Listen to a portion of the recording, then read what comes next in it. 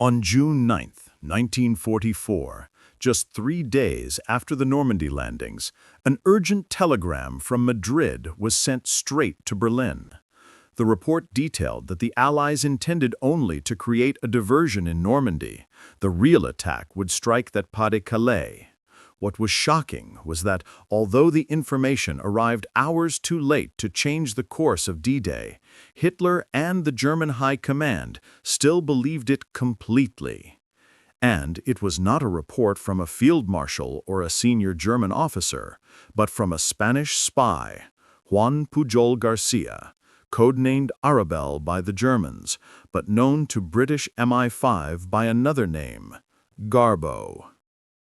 To understand how an outsider, once an unknown civilian, could sway the beliefs of the entire Nazi war machine, we must look back to the grim atmosphere of Europe after the Spanish Civil War.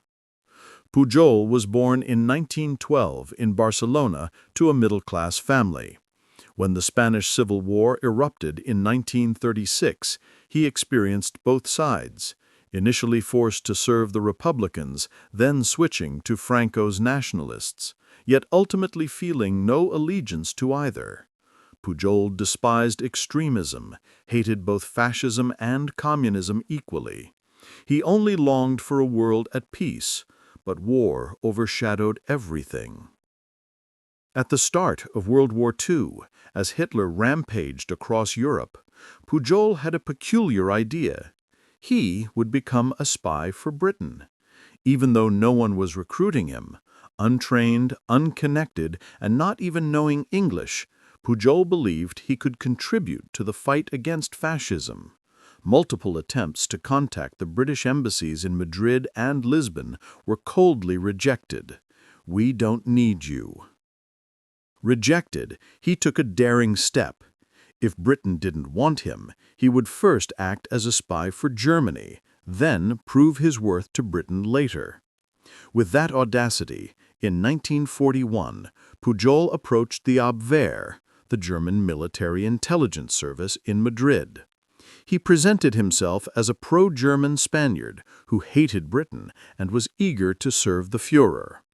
Remarkably, the Germans accepted him and recruited him as a spy, assigning him the codename Arabelle.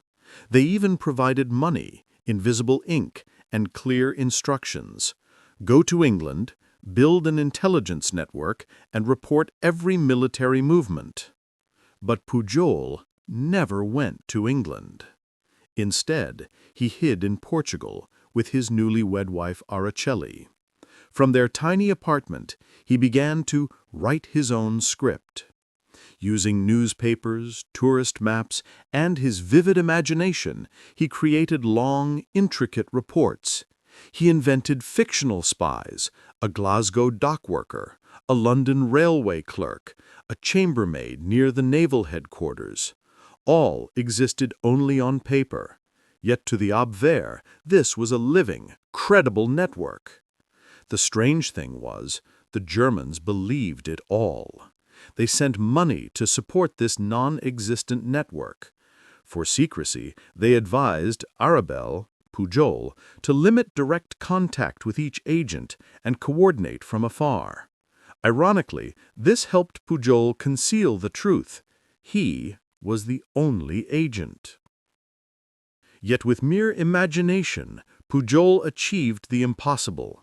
Within a year, he sent dozens of reports that convinced the Germans they had one of the most talented spies in England. On one occasion, he described Allied troops preparing to cross the Atlantic from the U.S. to Liverpool, incorrect in timing, yet coinciding with actual troop movements. Germany saw this as irrefutable proof that Arabelle was reliable. Meanwhile, Britain had no knowledge of him. MI5 discovered him only by chance through a channel decrypted via Ultra. When they first contacted Pujol in 1942, they were astonished. An ordinary Spanish man, untrained, had created an elaborate intelligence deception that the Germans fully believed. The British immediately brought him to London, officially turning him into a double agent and giving him the codename Garbo, after the actress Greta Garbo, because of his unmatched skill at playing a role. From here, the story became truly breathtaking. In bomb-ravaged London, Garbo sent regular reports, sometimes by secret mail, sometimes by radio. Each report was carefully vetted by MI5, realistic enough to maintain German trust, yet harmless or delayed enough not to jeopardize the Allies. Garbo's imaginary network expanded to 27 subordinate agents, each with personalities, jobs, even illnesses. Germany was completely enchanted. Picture the context in Europe then, 1943. Germany still controlled most of the continent. The war dragged on with no end in sight. Hitler believed that as long as defenses held, Britain and the U.S. could not open a second front. Meanwhile, Garbo was slowly instilling in the Abwehr the belief that he was an indispensable link. And all of this began with a man with no intelligence experience, driven only by the desire to do something for humanity. The question arises, how could an unknown, untrained man become one of the most important double agents of World War II, deceiving the entire Nazi war machine? And, more importantly, what fate awaited him as the war approached its decisive turning point in Normandy? In Berlin, by mid-1943, Abwehr officers whispered among themselves that they had discovered a gem in the intelligence war. A Spaniard, codenamed Arabel, had built a spy network in Britain so formidable that no one dared question it. He not only provided information, but also coordinated a complex system of dozens of agents, stretching from London to Glasgow, from the Liverpool docks to the Bristol Air Base. To Germany, Arabel was more than a spy. He was all-seeing eyes, listening ears across 1,000 miles, the hand that subtly drew the curtains on the enemy.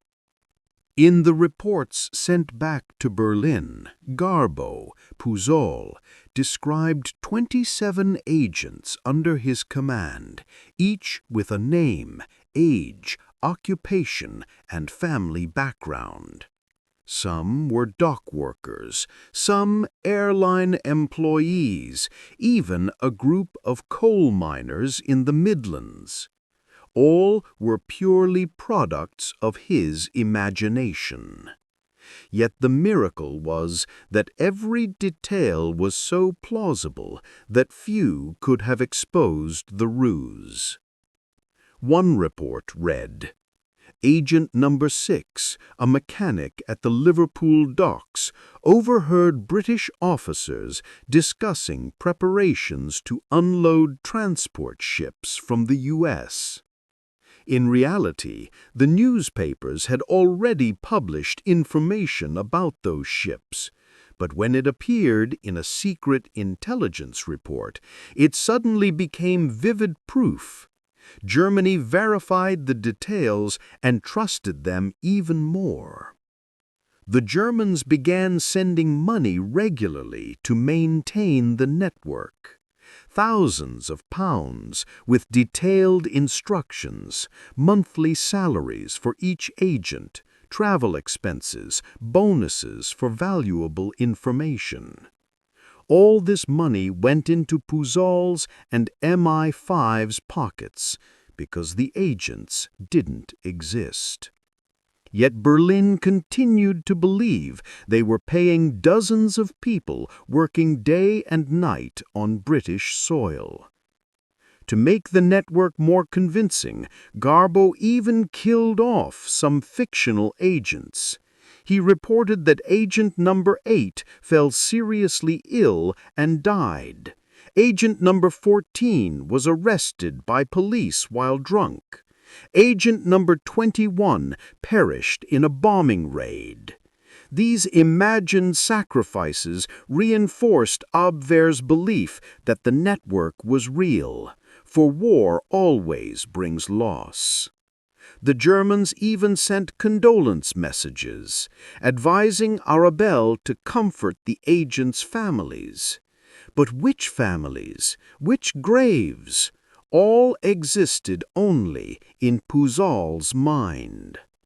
Garbo's power did not lie in weapons or armies, but in absolute trust.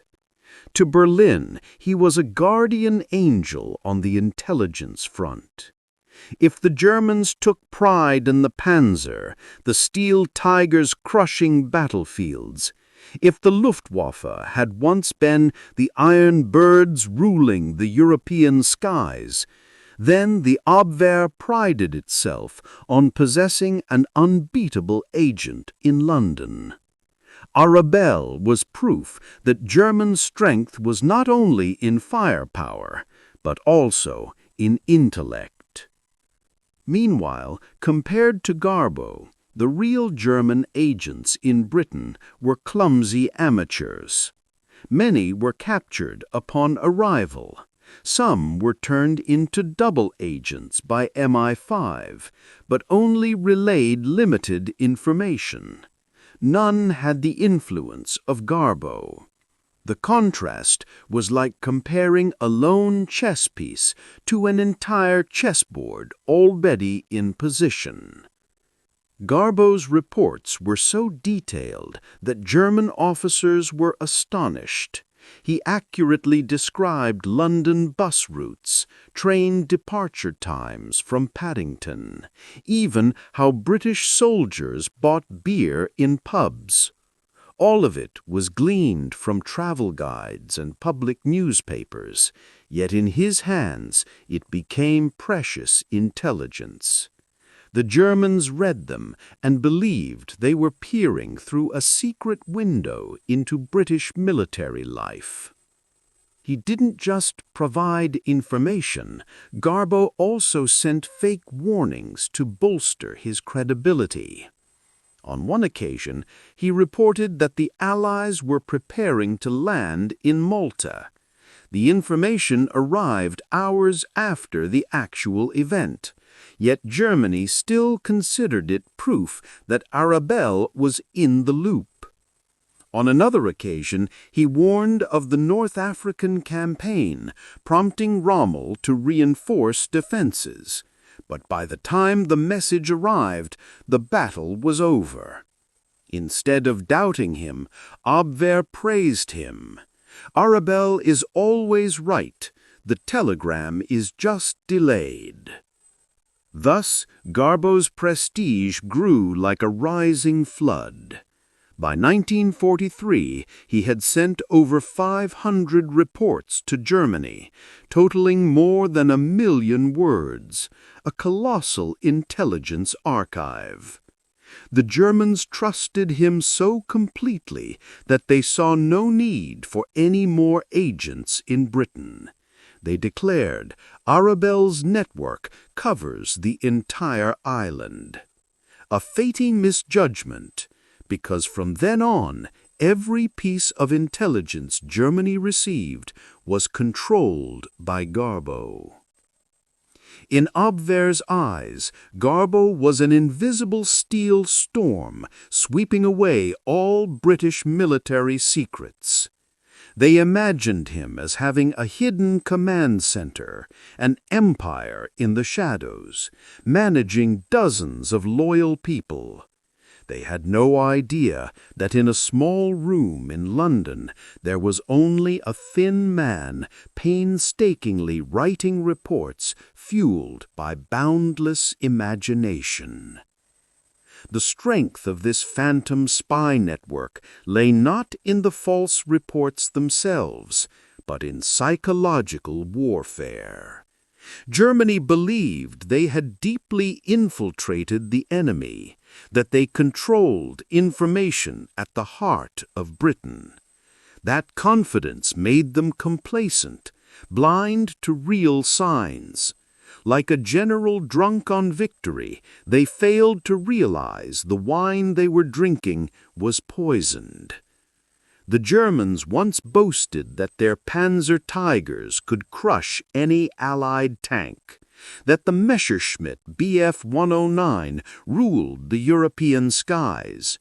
But in the shadowy world of espionage, their pride had a name: Arabelle. He was an invisible superweapon, more valuable than an entire tank division, for he provided trust, and in war, trust can be deadlier than bombs. As the Allies prepared for the decisive battle in Europe, Garbo had built the perfect smokescreen. Berlin was convinced they had an all-seeing eye in London. They believed every Allied plan could not escape Arabelle's scrutiny. They believed the intelligence war was already Germany's victory. But it was all a dream on sand, and when the tide of history surged, that dream would be swept away. The question remains: could this phantom spy network influence the outcome of the greatest battle of World War II, the Normandy landings? And what would happen when Hitler's absolute trust was placed in the wrong hands?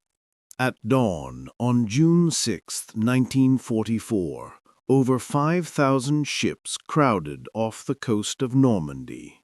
In the sky, 11,000 aircraft roared overhead like a massive flock of steel birds blotting out the horizon. 156,000 Allied soldiers were ready to plunge into the largest battle in human history. This was D-Day, a fateful day that would open the door to liberating Europe from the grip of Nazi Germany. Never before had a military operation reached such staggering scale. Americans, British, Canadians, and European resistance fighters all took part. Every transport ship, every landing craft, every gun was a piece of a colossal machine. This was no longer a mere military campaign.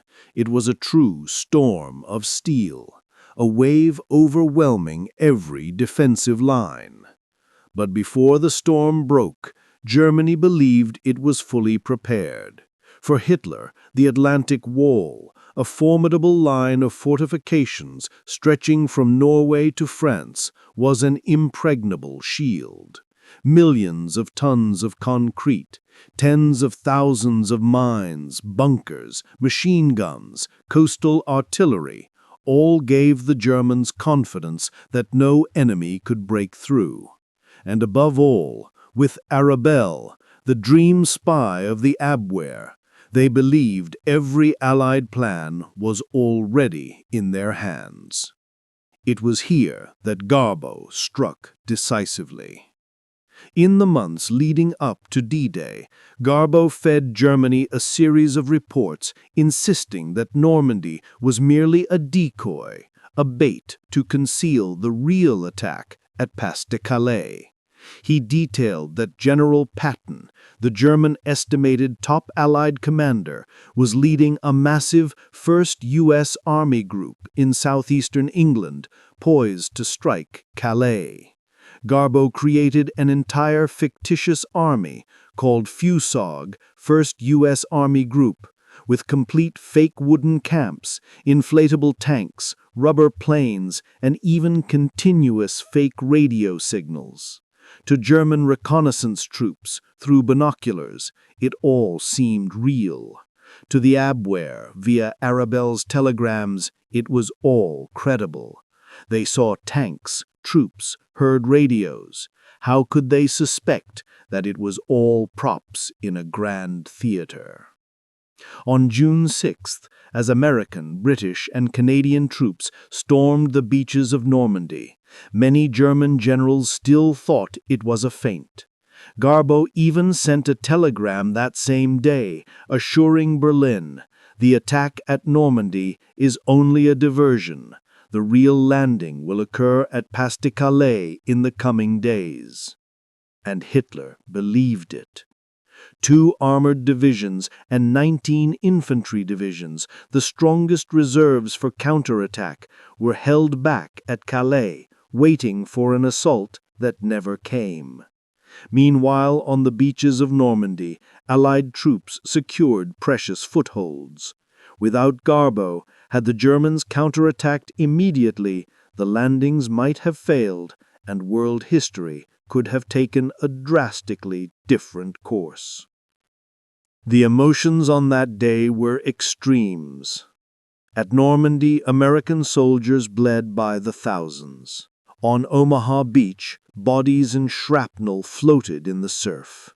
Officers checked watches minute by minute, praying reinforcements would arrive before being pushed back into the sea. Every meter gained was paid for in blood. Meanwhile, in Berlin, in map rooms, blind faith prevailed. German generals could not fathom that they were being deceived. They awaited news from Calais, the guns of another attack, but all they received was silence, a deadly silence, while in Normandy the Allies expanded their foothold hour by hour. As Allied troops pushed deeper into France, confusion began to ripple through the German high command. Reports from the Normandy front came in fast and furious, yet Garbo reassured them, "Do not rush, this is not the main strike." With 3 years of carefully built credibility, he had made an entire war machine believe that the truth was merely a staged performance. The contrast was stark. The Allies had superior technology, a perfect deception strategy, global coordination. Germany had the Atlantic Wall, elite corps, pride, but all were paralyzed by a single agent. Later German accounts were tinged with bitter regret. One Abwehr officer admitted, "We trusted Arabelle to an unimaginable degree. He made us blind." That blindness left tens of thousands of German soldiers at Normandy unsupported, no reinforcements arriving in time, and the entire Western Front collapsing within weeks. For the Allies, the emotions were awe and gratitude. Many British and American commanders acknowledged, without Operation Fortitude's deception, without Garbo, D-Day might have failed, and a failed Normandy landing would have prolonged the war by several more years, costing millions more lives. The pressing question remained, would the Germans realize their mistake in time to counterattack, or would they continue to drown in illusion until it was too far too late? On June 7, 1944, Omaha Beach was still stained red with blood. Over 2,000 American soldiers had fallen in the first 24 hours, but they held their ground. From that moment, the entire colossal Allied war machine began to pour into France like an unstoppable steel flood. The first sounds were the droning of B-17s flying in formation, roaring across the sky, dropping thousands of tons of bombs on German supply lines. Bridges were destroyed, railway tracks twisted, fuel depots ignited. On the ground, Sherman and Churchill tanks rolled across wheat fields, followed by endless lines of supply trucks. In the first week alone, over 326,000 Allied troops and 50,000 vehicles landed in Normandy, a logistical feat unprecedented in military history. By contrast, German forces in France were crippled. The 12th SS Panzer Division Hitlerjugend, composed of teenagers barely 17 or 18, charged into battle with blind faith. Yet they faced an enemy 3 times their number, backed almost entirely by naval gunfire and air support. One German officer admitted in a report, "Every time we set out, the sky blackened with aircraft. Not a single convoy could advance more than 5 kilometers." In Caen, the strategic city Montgomery considered key, the battle turned into hell. Over 7,000 tons of bombs rained down in a single night. Houses collapsed, soldiers and civilians trapped in rubble, blood mingling with dust. German defenders clung desperately, turning every street corner into a fortified position. MG-42 machine guns roared at 1,200 rounds per minute, cutting down waves of British and Canadian troops. A Canadian officer wrote in his diary, "We advanced 30 meters, lost 30 men. Another 30 meters, 20 more gone. Caen is not a city, it is a slaughterhouse." Yet under the rain of bombs and storm of artillery, city blocks gradually changed hands. German forces struggled to hold, but Garbo had tied their hands. Elite divisions at Calais remained immobilized, forbidden to move. Only when it was too late did Hitler allow redeployment, and by then the railways had been destroyed by B-17s, bridges toppled by the Royal Air Force.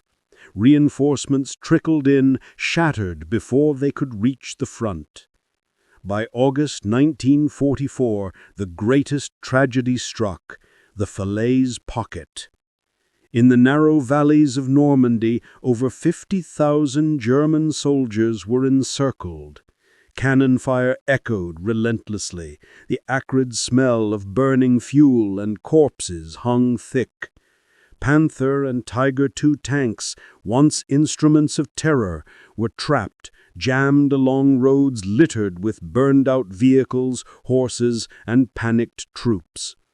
P-47 Thunderbolts dove from the sky, raining rockets on columns of vehicles, turning the valley into a sea of fire.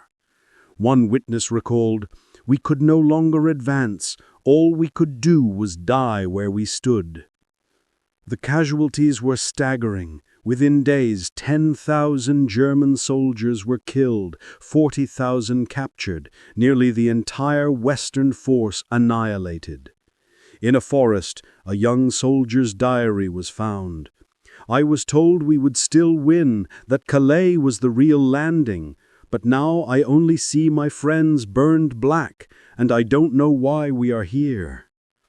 The music of war at this point was chaos itself, screams, shattering steel, roaring engines. The sky over Falaise resembled hell as hundreds of aircraft continued bombing the survivors.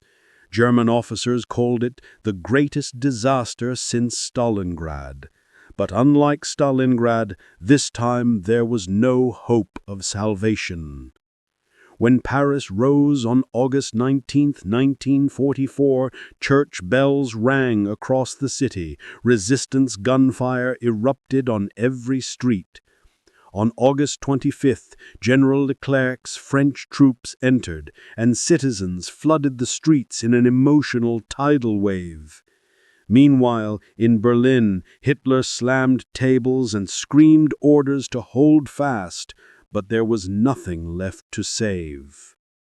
The victories at Normandy, Caen, and especially the disaster at Falaise proved one thing: Germany was on an unstoppable downward slope, and it had all begun with blind faith in a single spy.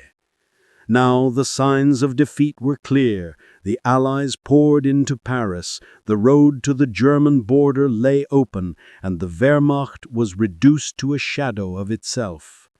The only remaining question was, how long before Germany finally collapsed? It is still told that just before Sherman tanks rolled through the shattered streets of Paris, a secret telegram arrived from Madrid, carrying information on all the German divisions in the West. The sender was Juan Pujol Garcia, Garbo, the double agent respected by both Hitler and Churchill. But who could truly grasp that a small man with a sharp mind and a sophisticated network of false intelligence could alter the fate of a great power? This is not a story of steel and firepower, but of intellect, deception, and ruthless strategy. After Falaise, when German divisions had disintegrated and Paris was liberated, the full picture finally emerged. The Allies had reversed the fate of Europe, not just with numbers or firepower, but with extremely precise strategic intelligence. Garbo, with more than 27 imaginary agents under his command, had created a network of such elaborate false information that Hitler believed the main landing would be at Pas de Calais, while in reality, Omaha and Utah beaches were decisive. The immediate impact was the dispersal of German forces. The elite 15th Panzer Division, which could have resisted at Normandy, was held in Calais for several critical days. This delay allowed the Allies to establish strategic buffer zones and prepare for decisive battles. Without that intelligence network, Sherman and Cromwell tanks might have faced far stronger resistance, and the landings could have become a disaster akin to Dieppe. Yet Garbo was not only a symbol of strategic intelligence, he was also a symbol of the moral complexity of war. He had received a medal from Hitler for tricking the Allies, and simultaneously was awarded an MBE by Britain. To Hitler, Garbo was a master spy. To Churchill, he was a hero. And yet, after the war, Garbo disappeared into an ordinary life, avoiding fame and publicity, as if history had entrusted him with its heaviest burden, then quietly stepped away. The greatest lesson from this episode is that modern warfare is not only about material strength, but also about information and subtle strategy. Even the most powerful force can fail without accurate intelligence. Bold decisions based on false data can plunge a nation into catastrophe. At Falaise, the chaos did not stem from the bravery of German soldiers, but from their being misled by false intelligence, misdirection, and strategic traps set by Garbo. In the long term, the success of this intelligence network and deception strategy became a blueprint for modern strategists. Subsequent conflicts, from Korea and Vietnam to regional wars and today's cyber warfare, have learned the fundamental principle: controlling information can determine outcomes, not just troops or weapons. Meanwhile, the Falaise disaster reminds the world of the cost of delay, rigidity, and military arrogance. One wrong decision or blind faith in false data can turn tens of thousands of lives into cold statistics. The legacy also extends to the human and psychological dimension. Soldiers who endured Normandy, Caen, Falaise, and Paris carried with them horrifying memories: smoke and bombs, blood, comrade screams, and burning tanks across the fields. They understood that war is never simply a tally of victories or defeats. It is an existential ordeal, testing mind and body to the limit. From these experiences, history drew lessons for modern warfare. Organization, intelligence, strategy, and meticulous preparation matter more than sheer force. For Germany, the consequences were irreversibly tragic. once elite divisions became mere entries in diaries, and cities like Normandy stood as living testimony to the collapse of an empire. Tens of thousands of families lost loved ones, cities were flattened, and an entire nation endured a prolonged psychological crisis. Yet the story of Garbo and the Normandy Campaign also offers a positive perspective. The power of human intellect and strategic coordination can change the world. One person, through skill and patience, can alter the destiny of millions. A sophisticated intelligence network can save thousands of lives by directing forces at the right time and place. These principles remain relevant today across fields from military strategy to politics, economics, and technology. Finally, looking back at the full chain of events, from the blood-stained beaches of Omaha, the charred streets of Caen, to the Falaise catastrophe and the liberation of Paris, one thing is clear. In the war of steel and blood, it was not spirit alone, but industry and information that decided fate. Garbo, the Sherman tanks, the B-17s, each was a cog in a massive war machine, where every action, every piece of intelligence, and every decision could alter the course of events. And as the morning sun finally shone on the ruins of war, one realization emerged. Victory is not only survival, but understanding the value of intellect, preparation, and control of information, the very elements that determine the destiny of an entire world.